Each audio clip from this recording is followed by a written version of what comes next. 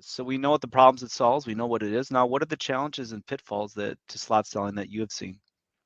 Yes, well, once a builder understands the concept behind slot selling and they decide to implement it, one of the biggest challenges that they will typically face is one of discipline, and that is sticking to your plan, sticking to your slots, because yeah, we can all get a little bit excited over sales, and we may think we're going to bring a slot forward to make this client happy.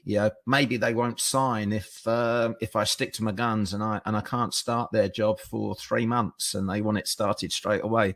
Maybe I'll just pull that forward. Maybe it won't matter too much because I'm still going to do the same number of jobs. Or maybe they feel their allocation. They think, well, I'll just do an extra one. That will be fine.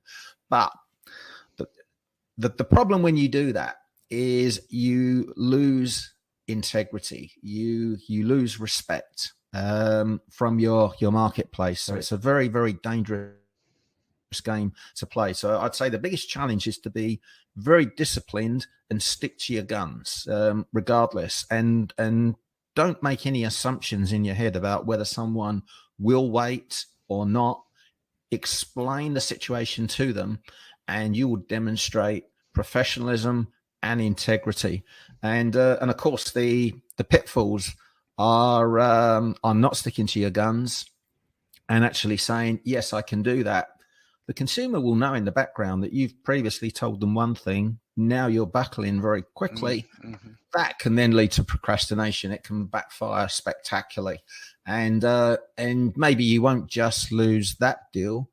They're going to tell other people as well. They had a bad feeling. Maybe they couldn't put their finger on it, but something wasn't quite right. So, in terms of the, in terms of implementing this, you must stick to your guns. You have to be disciplined. So, Russ, the challenges, and the whole reason we're talking about slot selling today is, I mean, my contention is that it's easier than ever now to implement slot selling because market forces has forced us to do that. I mean, we have supply chain issues. We have a dramatic shortage of labor. Everything is taking longer. And so every builder that I know, regardless of their size, of what they did in 2020 is, or 2021, is really looking at this year, perhaps even in 2023, is that the challenges of trying to do more units than they did the previous year are astronomical. And it seems like supply chain things, it's like every day it's something new. Labor, it's getting more and more difficult to find that. So I can see though that you have all these leads coming in and this demand. And as a builder, I want to say yes. So I'm trying to stay disciplined and saying, well, I can only do this much. But is there a way or any advice you would give to a builder that does want to try to grow down the road? Like if you know that you're saying, you said, I'm going to do X amount of slots each month for this year. When do you get to a point where you can say, I'm going to increase that by 1 or 2 slots and grow with that particular form of selling? Yeah, well, that is all part of your annual planning, which can be revised quarterly as well, but as long as it's planned in advance. But typically you would do it once a year. You would look at the year ahead, and if you've got a 3 or a 5 year growth plan, then obviously your revenue will be increasing by whatever you plan to grow by, whether that's 20 or 30% a year.